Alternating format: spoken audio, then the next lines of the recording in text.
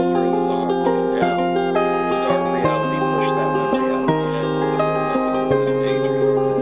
His breath hitched in his throat and his body shook. Despite his best attempts to keep composure, despite the love and support of the ones gathered behind him, the ones who had come to support him as he laid his beloved to eternal rest, he broke down.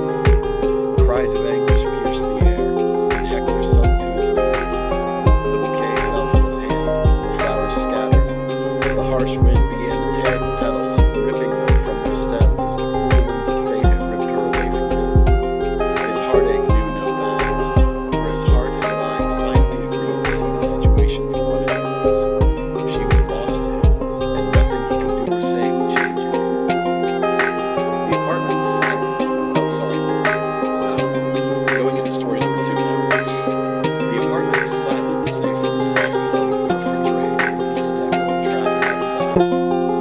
Claire stood in the kitchen, staring at the untouched cup of coffee on the counter.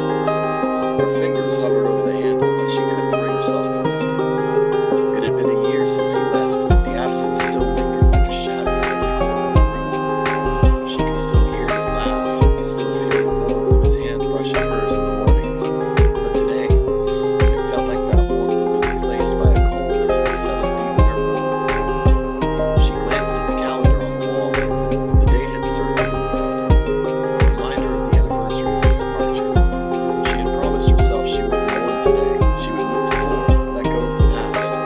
But the weight of his absence was heavier than she had expected. Her phone buzzed, but she didn't check it. The sound of it felt foreign, like a call from someone who no longer lived. She was alone in this apartment, alone in the life she was trying to rebuild. She reached for the coffee cup again, but this time she didn't hesitate. The bitter taste filled her mouth, but it didn't taste the same. Nothing tasted the same anymore. So if any of you want to participate down in the comments, feel free. Jump in this little writing contest of ours. You don't have to do loss and sadness, of course. You can vary up the theme. It's supposed to be strong emotion. The rules were no less than 100 words, no more than 500. So, yeah, jump in there.